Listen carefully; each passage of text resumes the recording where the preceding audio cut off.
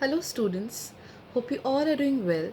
So today I'll be teaching you the poem Trains by Humayun Kabir. Humayun Kabir was born in the year 1906. He was an Indian educationist, philosopher, writer and a politician. He died in the year 1969. So I'll be reading the poem aloud. Mother, I sit by my window for hours on end and watch the long trains rumble past. Some are dark and journey tediously. No doors, no window, no shining lamps. Slowly they move like huge elephants that move like shadows in the shadowy dark. Sometimes a train comes flashing past with many windows lit by many lamps. The dance and whirl with movement swift, a marriage procession with music loud, shrill whistles that rise above the din of the rhythmic beat of wheels revolving fast. On hot afternoons, you go to sleep and with dizzy heat swoons all the world. Even the crows doze and forget to caw.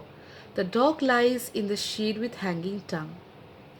I watch for hours and still the tireless trains march on and on along their iron road. Sometimes at night, in my sleep, I hear the low, distant rumble of the train.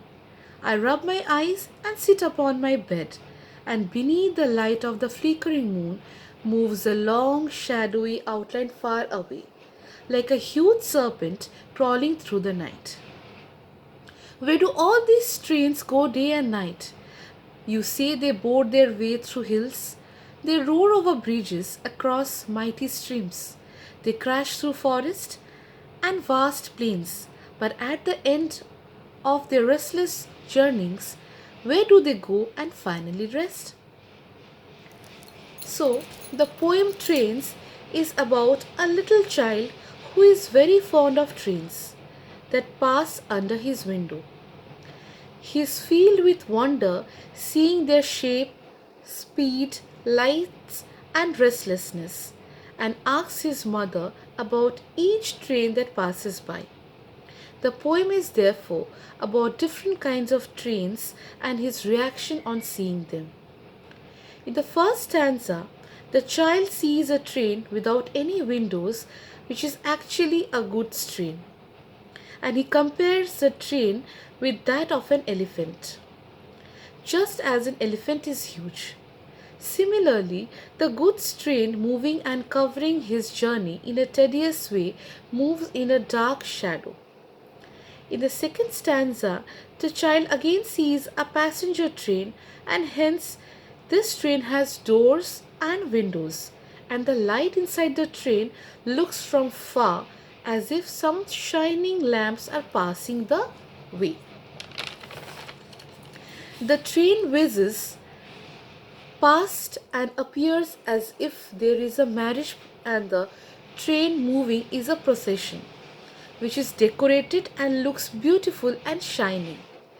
The wheels of the train makes a rhythmic beat of music, and the child compares it with a moving wedding procession.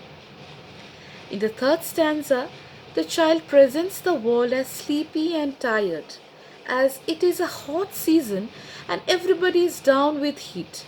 Even the crow doesn't caw because of the heat, and the dog hangs its tongue outside being thirsty.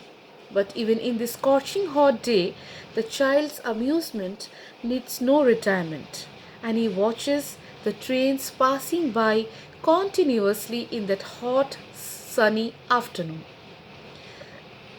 The fourth stanza shows the child's obsession with the train.